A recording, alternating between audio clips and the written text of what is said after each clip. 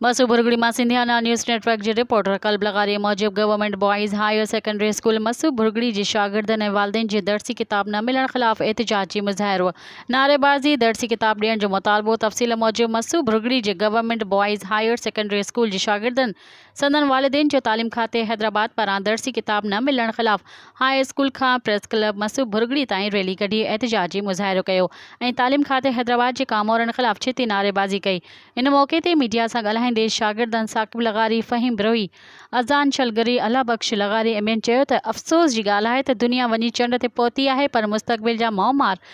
ऐं आईंदे जा अबा रोडनि ते निसाबी किताबनि लाइ दरबदर आहिनि। हुननि चयो त ॿिए तरफ़ तालीम खाते जा कामोरा कबाड़ी वारनि खे किताब अधु मूड़ीअ में विकिरो करे ॾेई रहिया आहिनि, पर सिंधी जे शागिर्दनि लाइ किताब मुयसर न आहिनि। हुननि चयो त तालीम जे सूबाई वज़ीर ऐं सेक्रेटरी एजुकेशन तोड़े सिंध हाई कोर्ट ऐं मसूब बुरगड़ी शहर तोड़े मसूअ जे मड़नई स्कूलनि में दर्सी निसाब किताब न मिलण जो नोटिस वठी कामोरनि ख़िलाफ़ कार्रवाई कनि ऐं हितां जे शागिर्दनि तोड़े शागिर्दियाणियुनि खे दर्सी किताब मुहैया कराए ॾियनि त जीअं मुस्तक़बिल जा मौमार इल्म जे ज़ेवर सां आशना थी सघनि।